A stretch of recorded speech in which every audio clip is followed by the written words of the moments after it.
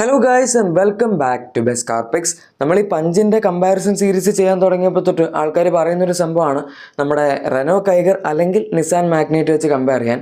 ഈ വീഡിയോ കണ്ടു കഴിഞ്ഞാൽ നിങ്ങൾക്ക് ഏകദേശം രണ്ടിൻ്റെ ഐഡിയ കിട്ടും. കാരണം രണ്ടിൽ വരുന്ന features, power trim options, engines എല്ലാ സാധനങ്ങളും എക്സാക്ട്ലി സെയിം ആണ്. അതുകൊണ്ട് തന്നെയാണ് നമ്മളിത് പഞ്ച് വെച്ച് കമ്പയർ ചെയ്യുന്നത്. പിന്നെ പ്രൈസ് പോയിന്റ് നോക്കിയപ്പോഴാണ് എനിക്ക് എന്തിനാണ് നിങ്ങൾ ചോദിക്കുന്നത് എന്നുള്ളത് കറക്റ്റായിട്ട് മനസ്സിലായത്. കാരണം ഒരുപാട് പ്രൈസ് പോയിന്റ്സ് കറക്റ്റായിട്ട് ഇങ്ങനെ കൊളാഷ് വരുന്നുണ്ടോ, എക്സാക്ട്ലി സെയിം ആയിട്ട് തന്നെ വരുന്നുണ്ട്. ചില സ്ഥലത്ത് നമുക്ക് മാഗ്നൈറ്റ് കൂടുതൽ വാല്യൂ ഫോർ മണി ആണ് എന്നും പറയാൻ പറ്റും. ഏതായാലും നമുക്ക് സ്റ്റാർട്ടിങ് പഞ്ച് വെച്ച് തന്നെ തുടങ്ങാം. എന്തൊക്കെയാണ് ഇതിൻ്റെ പ്ലസ് പോയിന്റ്സ്, അതുപോലെ ഡയമെൻഷൻസ്, അങ്ങനത്തെ കാര്യങ്ങളൊക്കെ. ഫസ്റ്റ് ഓഫ് ഓൾ ഡയമെൻഷൻസ് എടുക്കുകയാണെങ്കിൽ നിങ്ങൾക്കറിയാം, മാഗ്നൈറ്റ് എന്ന് പറയുന്നത് ഇതിനേക്കാൾ കുറച്ചും കൂടി ഒരു സെഗ്മെൻറ്റ് മുകളിൽ നിൽക്കുന്ന വണ്ടിയാണ് ടെക്നിക്കലി പറയുകയാണെങ്കിൽ. അത് നമ്മുടെ സപ്പോമീറ്റർ എസ് യു പോലെ, പഞ്ച് എന്ന് പറയുമ്പോൾ ഒരു മൈക്രോ എസ് യു വി ആണ്. അതുകൊണ്ട് ഡയമെൻഷൻസ് വൈസ് മാഗ്നൈറ്റ് തീർച്ചയായും വലുപ്പം കൂടുതലാണ്. നീളത്തിൻ്റെ കാര്യത്തിൽ 118 mm മാഗ്നൈറ്റിന് കൂടുതലാണ്. അതുപോലെ തന്നെ വിട്ട് എടുക്കുകയാണെങ്കിലും 16 mm മാഗ്നൈറ്റിന് കൂടുതലാണ്. ഞാനിതിപ്പം പഞ്ചിൻ്റെ ബേസിസിലാണ് കമ്പയർ ചെയ്തിരിക്കുന്നത്. നിങ്ങൾ കണ്ടിട്ടുണ്ടെങ്കിൽ നിങ്ങൾക്ക് അറിയായിരിക്കും, അതുകൊണ്ടാണ് മൈനസ് ഇട്ടിരിക്കുന്നത്. ഏതായാലും നമ്മുടെ ഹൈറ്റിൻ്റെ കേസ് എടുക്കുകയാണെങ്കിൽ പഞ്ചിന് കുറച്ചും കൂടെ പൊക്ക കൂടുതലുണ്ട്. 43 mm പഞ്ചിന് ഹൈറ്റ് കൂടുതലാണ്. ഇനി നമ്മൾ വീൽ ബേസ് എടുക്കുകയാണെങ്കിൽ അതും അഗൈൻ മാഗ്നൈറ്റിന് തന്നെയാണ് കൂടുതൽ. 55 mm മാഗ്നൈറ്റിന് കൂടുതൽ വന്നിട്ടുണ്ട്. അതുകൊണ്ട് നമ്മൾ എസെൻഷ്യലി എങ്ങനത്തെ ഡയമെൻഷൻസ് എടുത്താലും മാഗ്നൈറ്റ് തന്നെയാണ് കുറച്ചും കൂടെ കമ്പാരിറ്റീവ്ലി മുന്നിൽ നിൽക്കുന്നത്, ഹൈറ്റ് ഒഴികെ. ഇനി ഫീച്ചേഴ്സ് കമ്പയർ ചെയ്യുകയാണെങ്കിൽ ഫസ്റ്റ് ഓഫ് ഓൾ നമുക്ക് പഞ്ചിൽ ഈ കണക്റ്റഡ് റിയർ ടെയിൽ ലാംപ്സ് അത്യാവശ്യം നല്ലൊരു ഹൈലൈറ്റ് ആയിട്ട് പറയാം. ഇതിപ്പോൾ ഫേസ് ലിഫ്റ്റിൽ വന്നപ്പോൾ തൊട്ട് അത്യാവശ്യം കാണാൻ രസമുള്ളൊരു സംഭവമാണ്. ബേസ് മോഡൽ മുതൽ നമുക്ക് കിട്ടുകയും ചെയ്യും. ബേസ് മോഡൽ ഹാലജൻ ടൈലൈറ്റ് ആണ് വരുന്നത്. നടുവിൽ ലൈറ്റൊന്നും കത്തില്ല. നടുവിലത്തെ ലൈറ്റ് കത്തണമെങ്കിൽ നിങ്ങൾ ടോപ്പ് ആൻഡ് അക്കംപ്ലിഷ്ഡ് പ്ലസ് എടുക്കണം. ബട്ട് സ്റ്റിൽ കാണാൻ അത്യാവശ്യം നല്ലതാണ്. ഈ ഡിസൈൻ സെയിം ആണ്. പിന്നെ നമുക്ക് അടുത്ത പ്ലസ് പോയിന്റ് വരുന്നത് ഒന്ന് fast charging type C USB പോർട്ടാണ്. ഫ്രണ്ടിൽ നമുക്ക് 65 വാട്ട്സ് കിട്ടുന്നുണ്ട്, ബാക്കിൽ 15 വാട്ട് കിട്ടുന്നുണ്ട്. മാഗ്നൈറ്റിലും ടൈപ്പ് സി ചാർജിങ് ഉണ്ട്, പക്ഷേ എൻ്റെ വാട്ട് കണക്ക് കറക്റ്റ് അവർ പറഞ്ഞിട്ടില്ല. ഫാസ്റ്റ് ചാർജിങ് ആണെന്ന് പറഞ്ഞിട്ടുണ്ട്, പക്ഷേ 65 വാട്ട്സ് എന്തായാലും ഉണ്ടാവില്ല. പിന്നെ അടുത്ത സംഭവം പറയാൻ പറ്റുന്നത് എൻ്റെ സ്പീക്കേഴ്സാണ്. നമുക്ക് പഞ്ചിൽ 8 സ്പീക്കർ ഹാർമൻ്റെ ഓഡിയോ സിസ്റ്റമാണ് കിട്ടുന്നത്. അത്യാവശ്യം നല്ല ക്ലാരിറ്റിയാണ്. മാഗ്നൈറ്റിൽ നമുക്ക് ആർക്കമൈസിൻ്റെ സൗണ്ട് സിസ്റ്റമാണ് കിട്ടുന്നത്. എൻ്റെ ചില സ്പെഷ്യൽ എഡിഷൻ എന്തോ JBLൻ്റെ സൗണ്ട് സിസ്റ്റം ഇടയ്ക്ക് വെച്ച് വന്നായിരുന്നു. പക്ഷേ എന്തായാലും കമ്പയർ ചെയ്യുന്ന സമയത്ത് ടാറ്റ എപ്പോഴും ഓഡിയോ ക്വാളിറ്റി അതിൻ്റെ ട്യൂണിങ്ങിൻ്റെ കാര്യത്തിലൊക്കെ കുറച്ച് ബെറ്റർ ആയിരിക്കും. ഇനി അടുത്ത എക്സ്ട്രാ ഫീച്ചർ വരുന്നത് single pain voice assisted sunroof ആണ്. അത് നമുക്ക് ഈ വണ്ടിയിൽ ഈ ഒരു കുറഞ്ഞ സെഗ്മെൻറ്റിൽ തന്നെ കിട്ടുന്നുണ്ട്. മാഗ്നൈറ്റിൽ ഇപ്പോഴും നിസാൻ കൊടുത്തിട്ടില്ല. അത് സത്യം പറഞ്ഞ് ഇനിയിപ്പോൾ ഒരു മേജർ അപ്ഡേറ്റ് വരികയാണെങ്കിൽ മിക്കവാറും അവർ കൊടുക്കുമായിരിക്കും. കാരണം ഈ സെഗ്മെൻറ്റിൽ സൺറൂഫ് ഇല്ലാതെ തന്നെ അത്യാവശ്യം സെയിലുള്ള ഒരു വണ്ടി അതാണ്, ഓർ അതും കൈകറും കൂടിയാണെന്ന് പറയാം. പിന്നെ എക്സ്ട്രാ ഫീച്ചർ വരുന്നത് സെയിം സംഭവമാണ്. 360 ഡിഗ്രി ക്യാമറ നമുക്ക് മാഗ്നൈറ്റിലും ഉണ്ട്, പഞ്ചിലും ഉണ്ട്. പക്ഷേ പഞ്ചിൻ്റെ ക്ലാരിറ്റി വളരെ നല്ലതാണ് ഈ സെഗ്മെൻറ്റ് വെച്ച് നോക്കുമ്പം.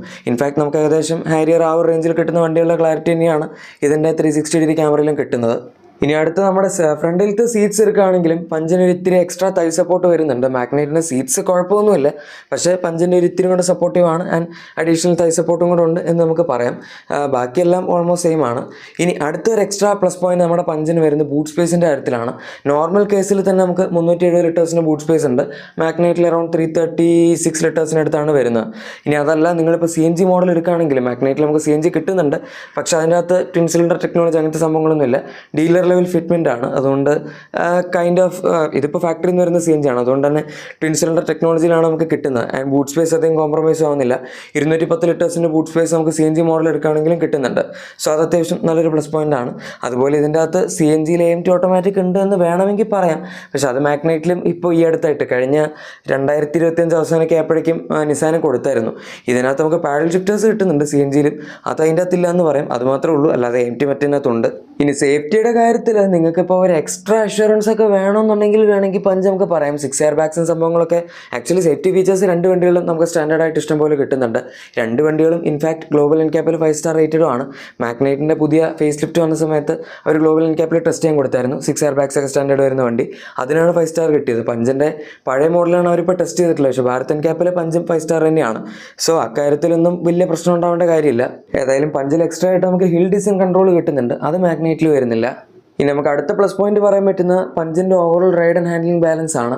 റൈഡ് ക്വാളിറ്റിയുടെ കാര്യമാണെങ്കിലും ഈവൻ ഹാൻഡ്ലിംഗ്, സ്റ്റിയറിംഗ് ഫീൽ തുടങ്ങിയ കാര്യങ്ങളൊക്കെ എടുക്കുകയാണെങ്കിലും ഈ രണ്ട് വണ്ടികളും വളരെ സ്പോർട്ടി ആയിട്ട് ഓടിക്കാൻ വേണ്ടി ഉണ്ടാക്കിയിരിക്കുന്ന വണ്ടികളൊന്നും അല്ല. പക്ഷെ എന്നാലും കമ്പാരിറ്റീവ്ലി നമുക്ക് ഇപ്പോൾ ഹൈ സ്പീഡ് സ്റ്റെബിലിറ്റി ആയിക്കോട്ടെ, സ്റ്റിയറിംഗിൻ്റെ ഫീഡ്ബാക്ക്, റെസ്പോൺസ്, അങ്ങനത്തെ സംഭവങ്ങളൊക്കെ ആയിക്കോട്ടെ, ഈവൻ റൈഡ് ക്വാളിറ്റി, സസ്പെൻഷൻ, നമ്മുടെ ലോ സ്പീഡ് ബംപ് അബ്സോർപ്ഷൻ, അങ്ങനത്തെ കാര്യങ്ങളൊക്കെ എടുക്കുകയാണെങ്കിൽ പഞ്ചിൻ്റെ സസ്പെൻഷനും അതുപോലെ സ്റ്റിയറിംഗ് കാലിബ്രേഷനും കുറച്ചും കൂടെ വെൽ ട്യൂൺഡ് എന്ന് നമുക്ക് പറയാം. മാഗ്നൈറ്റ് അക്കാര്യത്തിൽ കുറച്ച് സ്റ്റിഫാണ് റൈഡ്. അതുമാത്രമല്ല അതിൻ്റെ സ്റ്റിയറിംഗ് ആണെങ്കിലും ഒരു ഇത്തിരി വീക്കാണ്, പ്രത്യേകിച്ച് സെൻട്രൽ പൊസിഷനിലൊക്കെ അധികം ഫീലും ഇല്ല.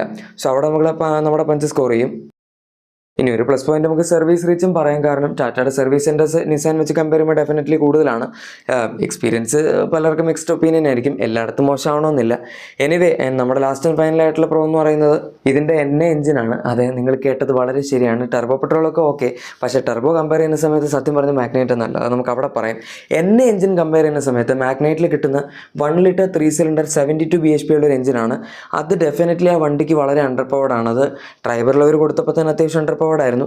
ഇത് ശരിക്കും ക്വിഡിൻ്റെ 67 bhp ട്യൂണിങ്ങിലാണ് ആദ്യം ഇറക്കിയത്. ക്വിഡിൽ ഈ എഞ്ചിൻ കുഴപ്പമില്ല, കാരണം അത് ചെറിയ വണ്ടിയാണ്, വെയിറ്റ് കുറവാണ്. മാഗ്നൈറ്റിലേക്ക് വരുമ്പോഴേക്കും ഒരിത്തിരി കൂടെ സൈസ് കൂടി വെയിറ്റ് കൂടി ആൾക്കാർ കയറുമ്പം 5 പേര് മൊത്തത്തിൽ കയറി പോവുകയാണെങ്കിൽ ഹൈവേയിലൊക്കെ നിങ്ങൾ പോകുമ്പോൾ വല്ലാണ്ട് സ്ട്രഗിൾ ചെയ്യുന്നൊരു എഞ്ചിനാണ്.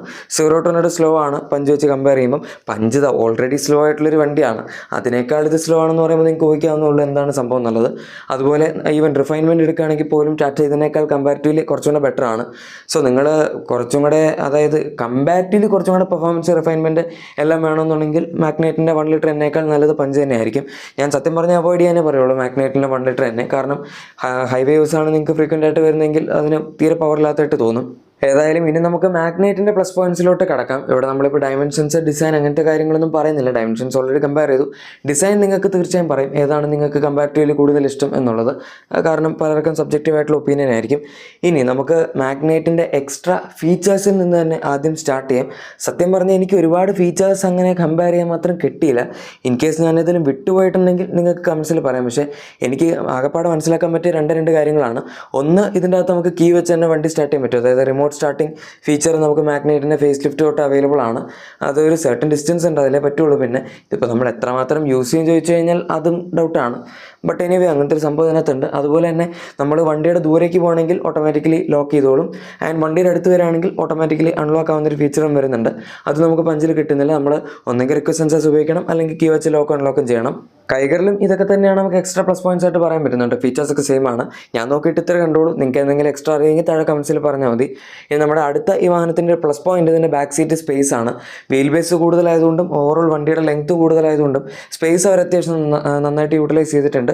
നമ്മൾ ബാക്കിലിരിക്കുകയാണെങ്കിൽ ഡെഫിനറ്റ്ലി പഞ്ചിനേക്കാൾ കൂടുതൽ ലെഗ് റൂമും നീ റൂമും ഒക്കെ ഈ വണ്ടിയിൽ കിട്ടും. ഹെഡ് റൂം കമ്പയർ ചെയ്യുമ്പം പഞ്ചിന് കുറച്ച് കൂടുതലാണെന്ന് വേണമെങ്കിൽ പറയാം, കാരണം അതിന് ഹൈറ്റ് കമ്പാരിറ്റീവ്ലി ഇത്തിരി കൂടുതലാണ്. ബട്ട് സ്റ്റിൽ ഇതും അത്ര മോശമൊന്നുമല്ല.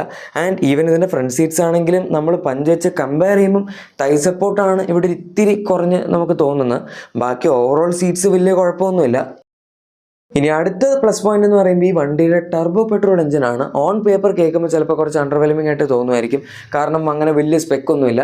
1 ലിറ്റർ ടർബോ പെട്രോൾ ആണ്, ഇതും 3 സിലിണ്ടർ ആണ്. പക്ഷേ മറ്റേ സെയിം എഞ്ചിനല്ല കേട്ടോ. 1 ലിറ്റർ NA വരുന്ന 1 ലിറ്റർ ടർബോ വരുന്നതിന് രണ്ട് എഞ്ചിനാണ്. മറ്റേ എഞ്ചിന് ടർബോ വെച്ച് തരുന്ന നല്ലത്. ഇത് കുറച്ചുകൂടി അഡ്വാൻസ്ഡ് ആയിട്ടുള്ള എഞ്ചിനാണ്. ഏതായാലും on paper 100 PS power, 160 Nm torque മാനുവലും 152 Nm ടോർക്ക് CVT ഓട്ടോമാറ്റിക്കലാണ് വരുന്നത്. പക്ഷേ സ്റ്റിൽ നമ്മൾ റോഡിൽ ഓടിക്കുന്ന സമയത്ത് പഞ്ചിനേക്കാൾ കുറച്ചും കൂടെ പെപ്പിയായിട്ടും തോന്നും. ഇനി മാനുവൽ എടുക്കുകയാണെങ്കിൽ അതല്ല CVT ആണ് എടുക്കുന്നതെങ്കിൽ ഭയങ്കര സ്മൂത്താണ്. പഞ്ചിൽ ഒന്നാമത്തെ കാര്യം നമുക്ക് ഓട്ടോമാറ്റിക് കിട്ടുന്നില്ല ടർബോയിൽ. ഇതിനകത്ത് അങ്ങനത്തെ ഒരു ഓപ്ഷൻ അവൈലബിൾ ആണ്. നിങ്ങളിപ്പോൾ കുറേ പേര് പറഞ്ഞിട്ടുണ്ടായിരുന്നു പഞ്ചിൽ ടർബോ ഓട്ടോമാറ്റിക് ഇല്ല എന്നുള്ളത്. അതെന്തായാലും ഈ വണ്ടിയിൽ കൺസിഡർ ചെയ്യാൻ പറ്റിയ വളരെ നല്ലൊരു കോമ്പിനേഷനാണ്. CVT വിത്ത് ടർബോ പെട്രോൾ എന്ന് പറയുമ്പോഴേക്കും നമുക്ക് ആ റബ്ബർ ബാൻഡ് എഫക്റ്റിൻ്റെ ആ ഒരു പ്രശ്നം അത്യാവശ്യം കുറച്ച് കുറയ്ക്കാൻ പറ്റും. പിന്നെ അത്യാവശ്യം നല്ല സ്മൂത്തുമാണ്. ഗിയർ ഷിഫ്റ്റ് ഒന്നും അങ്ങനെ അറിയാൻ മാത്രമേ ഗിയർ ഇല്ലല്ലോ, ആ ഒരു കംപ്ലീറ്റ് ബാൻഡിൻ്റെ ഇതിനകത്താണല്ലോ വരുന്നത്. അതുകൊണ്ട് തന്നെ നല്ല സ്മൂത്ത് ആയിട്ടുള്ളൊരു സീംലെസ് എക്സ്പീരിയൻസ് ആയിരിക്കും ഓട്ടോമാറ്റിക്കലി ഈ വണ്ടിയിൽ കിട്ടുന്നത്. പഞ്ചിൽ നമുക്ക് ആകെ AMT ഓട്ടോമാറ്റിക് മാത്രമേ വരുന്നുള്ളൂ. ഈ വണ്ടിയുടെ AMT ആണെങ്കിൽ പോലും 1 ലിറ്റർ NA പെട്രോൾ AMT വരുന്നുണ്ട്. ഞാൻ എൻ്റെ അഭിപ്രായത്തിൽ അത് എടുക്കരുതെന്നേ പറയുള്ളൂ, കാരണം ഓൾറെഡി 1 ലിറ്റർ NA എഞ്ചിൻ ഭയങ്കര സ്ലോ ആണ്. അതിൻ്റെ കൂടെ AMTയും കൂടെ വരുമ്പോഴേക്കും ആ ട്രാൻസ്മിഷനും ഭയങ്കര സ്മൂത്ത് അല്ല, ജെർക്കിയാണ്. പിന്നെ അത്യാവശ്യം നല്ല ലാഗ് ഉണ്ട്. അങ്ങനെ കുറച്ച് അധികം ഇതുണ്ട്. നിങ്ങൾക്കിപ്പം ഡ്രൈവിംഗ് അങ്ങനെ വലിയ താല്പര്യമൊന്നുമില്ല എന്നുണ്ടെങ്കിൽ വേണേൽ കൺസിഡർ ചെയ്യാൻ മാത്രമേ ഉള്ളൂ. എനിക്ക് ആ എഞ്ചിനെ പറ്റി അങ്ങനെ വലിയ അഭിപ്രായമില്ല. അത് ഭയങ്കര ഷോർട്ട് ഗിയർ റേഷ്യോസും ആണ് അതിൻ്റെ. അപ്പോൾ അവർ കുറച്ചെങ്കിലും മെയിൻറ്റെയിൻ ചെയ്യാനായിട്ട്. ഇനി ലാസ്റ്റ് ആൻഡ് ഫൈനൽ പ്രോ അവർ ഈ ഫേസ് ലിഫ്റ്റിൽ കൊണ്ടുവന്ന ഈ വണ്ടിയുടെ മെറ്റീരിയൽസ് ആണ്. നമുക്ക് നേരത്തെ മാഗ്നൈറ്റ് ഇറങ്ങിയ സമയത്ത് ഒരു ഡിസഡ്വാൻറ്റേജ് ആയിരുന്നു ഇതിൻ്റെ മെറ്റീരിയൽസ് എന്ന് പറയുന്നത്. ഇപ്പോഴും ചില സ്ഥലത്തൊക്കെ പ്ലാസ്റ്റിക്സിൻ്റെ ക്വാളിറ്റി ഇത്തിരി മോശമാണ്. പക്ഷെ എന്നാലും ഓവറോൾ ഈ ബ്രൗൺ അല്ലെങ്കിൽ ഈ ഒരു ഓറഞ്ച് കളർ സംഭവം കാണുന്ന മൊത്തം സോഫ്റ്റ് ടച്ച് മെറ്റീരിയൽസ് ആണ്. നമുക്ക് ഡോർ പാഡ്സിൽ ഇഷ്ടം പോലെ സോഫ്റ്റ് ടച്ച് കിട്ടുന്നുണ്ട്, ഡാഷ്ബോർഡിൽ സോഫ്റ്റ് ടച്ച് മെറ്റീരിയൽസ് കിട്ടുന്നുണ്ട്. ഇതൊന്നും നിങ്ങൾക്ക് പഞ്ചിൽ കിട്ടില്ല, എല്ലാം ഹാർഡ് ടച്ച് മെറ്റീരിയൽസ് തന്നെയാണ്. ഡോർ പാഡ്സിൽ കുറച്ച് സോഫ്റ്റ് ഉണ്ട്, പക്ഷേ ഈ വണ്ടിയിൽ അങ്ങനെയല്ല, കുറച്ചധികം സോഫ്റ്റ് ടച്ച് മെറ്റീരിയൽസ് ഉപയോഗിച്ചിട്ടുണ്ട്. സോ ക്വാളിറ്റി ചില സ്ഥലങ്ങളിൽ കമ്പാരിറ്റീവ്ലി കുറച്ച് ബെറ്റർ ആണെന്ന് പറയാം. ഇനിയിപ്പോൾ കമ്പയർ ചെയ്യാൻ ഒരേ ഒരു സംഭവമാണ് ബാക്കിയുള്ളത്, അത് ഡെഫിനറ്റ്ലി പ്രൈസ് ആണ്. ആൻഡ് പ്രൈസ് എൻ്റെ ഒരു അഭിപ്രായത്തിൽ മാഗ്നൈറ്റിൻ്റെ ഫേവറിൽ തന്നെയാണ് കൂടുതലും പോകുന്നത്. കാരണം ഇതിന് 1 ലിറ്റർ എണ്ണ എഞ്ചിൻ ആയതുകൊണ്ട് അതിൻ്റെ ബേസ് പ്രൈസ് എല്ലാം പഞ്ചിൻ്റെ സെയിം സംഭവം തന്നെയാണ്. മാനുവൽ എടുക്കുകയാണെങ്കിൽ ഇൻഫാക്ട് മാഗ്നൈറ്റിന് കുറച്ചുകൂടെ പ്രൈസ് കുറവാണ്. ടോപ്പ് എൻഡ് അവസാനിക്കുന്നത് ജസ്റ്റ് 8.48 ലാക്സിലാണ്. പഞ്ച് പക്ഷേ 8.99 ലാക്സ് വരെ പോകുന്നുണ്ട്. AMT ആണെന്നുണ്ടെങ്കിൽ ഈ വണ്ടിയുടെ മാക്സിമം നമ്മുടെ മാഗ്നൈറ്റിന് 8.99 വരെ പോകുന്നുള്ളൂ. പഞ്ച് പക്ഷേ 9.54 വരെ പോകുന്നുണ്ട്. ഈവൻ ടർബോ പെട്രോൾ എടുക്കുകയാണെങ്കിൽ പോലും നമുക്ക് മാഗ്നൈറ്റ് ആക്ച്വലി കുറച്ചുകൂടി ചീപ്പറാണ് മാനുവൽ. ആൻഡ് ഇൻഫാക്ട് നമുക്ക് കൂടുതൽ പഞ്ചും ഓർ 0 to 100 ആക്സിലറേഷനൊക്കെ എടുക്കുകയാണെങ്കിലും കുറച്ചുകൂടി ബെറ്റർ ആയിട്ട് കിട്ടുന്ന മാഗ്നൈറ്റ് തന്നെയാണ്. ഫീച്ചേഴ്സിൻ്റെ കേസ് ഞാൻ ഓൾറെഡി പറഞ്ഞു, നിങ്ങൾക്ക് എന്താണ് ഇഷ്ടം എന്ന് വെച്ചാൽ അത് കൺസിഡർ ചെയ്യാം. മാഗ്നൈറ്റിൽ ഡെഫിനറ്റ്ലി ഒരു ചെറിയ കുറച്ച് ഷോർട്ട് കംസ് ഒക്കെ ഉണ്ട്, പക്ഷേ അത് ഓവർകം ആയി പോകുന്നത് ഇതിൻ്റെ സൈസിൻ്റെ കാര്യത്തിലാണ്. മാഗ്നൈറ്റ് ഡെഫിനറ്റ്ലി കുറച്ചുകൂടി സൈസ് ഉണ്ട്. എൻ്റെ അഭിപ്രായത്തിൽ നിങ്ങൾ ടർബോ ആണ് നോക്കുന്നതെങ്കിൽ ഡെഫിനറ്റ്ലി മാഗ്നൈറ്റ് ആയിരിക്കും നല്ലത്. ടർബോ ഓട്ടോമാറ്റിക് വേണമെങ്കിൽ ഉറപ്പായിട്ടും മാഗ്നൈറ്റിന് CVT ഓട്ടോമാറ്റിക് കൺസിഡർ ചെയ്യാവുന്നതാണ്. ഞാൻ നേരത്തെ ഫ്രോങ്സിൻ്റെ കേസിൽ ഇത് തന്നെയാണ് പറഞ്ഞത്. ഫ്രോങ്സ് പക്ഷേ കുറച്ചും കൂടെ സ്പോർട്ടി ആയിട്ടുള്ളൊരു എഞ്ചിനാണ്. ഇതിൻ്റെ അത്ര സ്പോർട്ടി അല്ല, നമുക്ക് അത്യാവശ്യം നല്ല പെർഫോമൻസ് കിട്ടുമെന്ന് മാത്രം. വണ്ടിയുടെ ഷാസി അങ്ങനത്തെ കാര്യങ്ങളൊന്നും അത്ര ഇതല്ലല്ലോ, പക്ഷേ പെർഫോമൻസ് വേണമെങ്കിൽ ചൂസ് ചെയ്യാം. ആൻഡ് എൻ്റെ അഭിപ്രായത്തിൽ നിങ്ങൾക്കിപ്പം ഒരു റിലാക്സ്ഡ് പക്ഷേ ആവശ്യത്തിന് പവറുള്ളൊരു ഇതാണ് വേണ്ടതെങ്കിൽ ഫ്രോങ്സ് ടർബോ ഓട്ടോമാറ്റിക്കിനേക്കാൾ കുറച്ചുകൂടെ നല്ലത് മാഗ്നൈറ്റ് ടർബോ ഓട്ടോമാറ്റിക് ആയിരിക്കും, അതായത് CVT ആയിരിക്കും. ഇനി ലാസ്റ്റ് CNGയുടെ കേസിലേക്ക് വരികയാണെങ്കിൽ രണ്ടിൽ നമുക്ക് CNG AMT കിട്ടുന്നുണ്ട്, CNG മാനുവലും വരുന്നുണ്ട്. പക്ഷേ നിങ്ങൾ പഞ്ച് CNG എടുക്കുന്നതായിരിക്കും കുറച്ചും കൂടെ കമ്പാരിറ്റീവ്ലി നല്ലത്. കാരണം ഒന്നാമത്തെ കാര്യം ഫാക്ടറി ഫിറ്റഡ് CNG ആണ്, ഇത് ഡീലർ ലെവൽ ഫിറ്റ്മെൻ്റ് ആണ്. AMTയിലാണെങ്കിലും കാലിബ്രേഷനൊക്കെ എത്ര നന്നായിരിക്കും എന്ന് പറയാൻ പറ്റില്ല. ഓൾറെഡി ഞാൻ പറഞ്ഞു സ്ലോ ട്രാൻസ്മിഷൻ ആണ്, അതിൻ്റെ കൂടെ CNG കൂടെ വരുമ്പോഴേക്കും കുറച്ചധികം ജെർക്കിയും ഇതൊക്കെ ആവാൻ പ്രശ്നമുണ്ട്, സാധ്യതയുണ്ട്. പിന്നെ പഞ്ചിലേക്ക് വരുമ്പോഴേക്കും ടാറ്റ ഇപ്പോൾ അത്യാവശ്യം നന്നായിട്ട് കാലിബ്രേറ്റ് ചെയ്യുന്നുണ്ട് CNG. And twin cylinder technology അങ്ങനെ അത്യാവശ്യം നല്ല അഡ്വാൻസ് ടെക്നോളജിക്കാണ് അവർ ഉപയോഗിക്കുന്നത്. സോ ഡെഫിനറ്റ്ലി കുറച്ചുകൂടെ ബെറ്റർ അതായിരിക്കും. പ്രൈസിങ്ങിൻ്റെ കാര്യത്തിൽ മാഗ്നൈറ്റ് ഇത്തിരി കൂടെ ചീപ്പായിട്ട് നമുക്ക് കിട്ടും CNGയിൽ. ഏതായാലും നിങ്ങൾക്ക് ഇതിൽ ഏത് വണ്ടിയാണ് ഇഷ്ടം, ഓർ നിങ്ങൾ ഏതായിരിക്കും എടുക്കുന്നത് എന്നുള്ളത് തീർച്ചയായും താഴെ കമൻസിൽ പറഞ്ഞേക്കാം. പിന്നെ നിങ്ങളുടെ എക്സിസ്റ്റിംഗ് വാഹനത്തിന് എന്തെങ്കിലും ആക്സസറീസോ ക്ലീനിങ് പ്രോഡക്ട്സോ ഒക്കെ വേണമെങ്കിൽ നമ്മുടെ ഡിസ്ക്രിപ്ഷൻ നല്ല പ്രൊഡക്ട്സ് ചെക്കൗട്ട് ചെയ്താൽ മതി. വീഡിയോ ഇഷ്ടപ്പെട്ടെങ്കിൽ ഉറപ്പായിട്ടും ലൈക്കും സബ്സ്ക്രൈബും ഷെയറും ഒക്കെ ചെയ്ത് നമ്മളെ സപ്പോർട്ട് ചെയ്യാനും മറക്കണ്ട. നമുക്ക് മറ്റൊരു വീഡിയോയിൽ കാണാം. അതുവരെ thank you for watching my video and good bye.